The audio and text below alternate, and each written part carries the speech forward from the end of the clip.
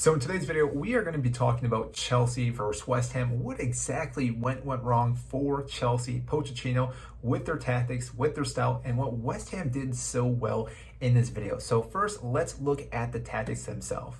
Now, first off, going tactic-wise, we did pretty much a 3-4-2-1, which ideally was almost a 3-4-3, which we've seen again with Pochettino. And this itself was probably one of the main issues because, again, we want more defensively, having 5 defenders. But the other issue was the fact that Enzo had to play as a holding midfielder.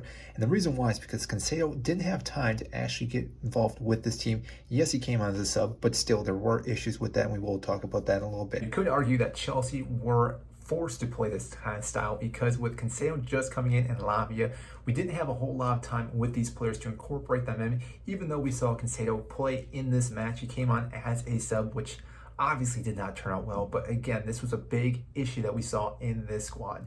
That being said, though, because Enzo had to sit back, he really couldn't move up as much as we wanted him to, and again, be able to play all these balls into the pass. Because again, as we saw with West Ham, they did a very low block.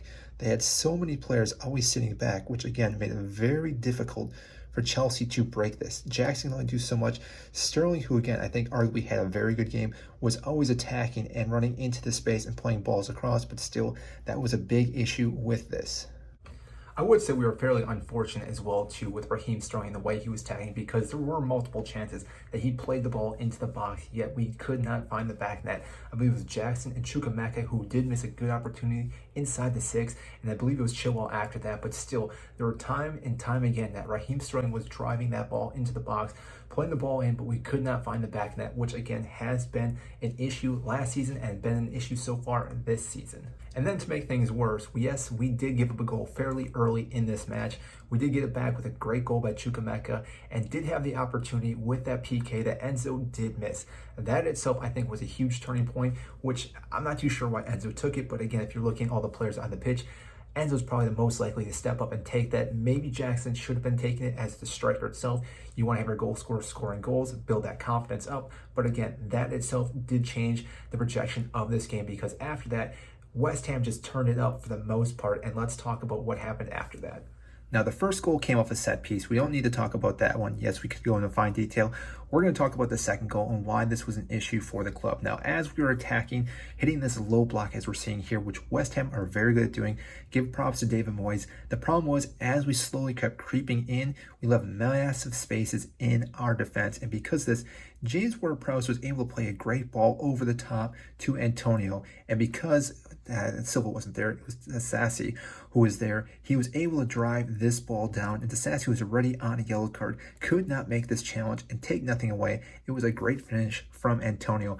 But one of the issues that we were having was because as this low block, we have to keep pushing up. And the players that we had were not able to be creative enough to, again, break this down. Had Chelsea have gone up this game, we could have been sitting back a lot more, which is why that PK from Enzo missing it made such a big issue, because if we were up in our leading, this low block does not exist as much because, again, West Ham have to come out of their shell and push forward to, again, to try to break down our defense and also get back into the game. Because we missed that, again, West Ham are able to drop all their players back and just absorb all the attack and then do one counterattack and lead into that goal.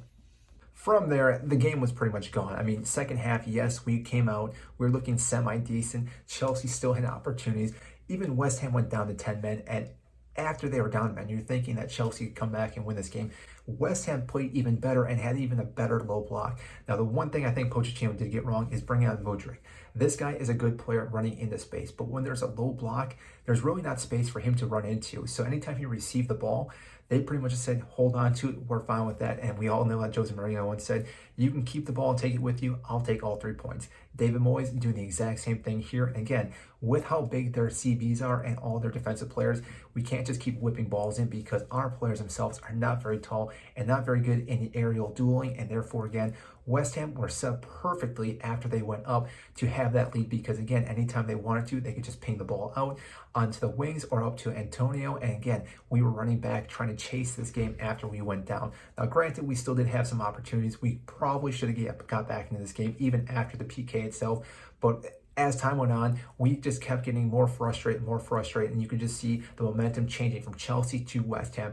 Even though we had huge possession in this game, it did not matter because, again, we could not capitalize on our chances in this match. That all being said, though, I think Chelsea still looked pretty good this match. Yes, you could argue we should have won this game, especially being up a man with so much time left, but looking at this match compared to last season, there's still massive improvements from our signing and from our management position. So again, I'm upset about the results, but I'm also happy with what we are seeing on the pitch because right now Chelsea are still projecting and going in the right direction. Yes, it's a big loss early on in the match, only week 2, so I'm not going to be too upset about it. We are still trying to figure things out. Caicedo did not get a full 90. I think with this week, we'll have plenty of time to train with the entire squad. We'll start, and therefore, again, we'll start seeing that 4-2-3-1 that Pochettino absolutely loves. And therefore, again, we can start gelling and start playing the way that Pochettino wants to play. Hopefully, though, we do not pick up any more injuries. Chukwuemeka did pick up an injury. I'm not too sure if it was an ACL injury or some type of knee injury itself.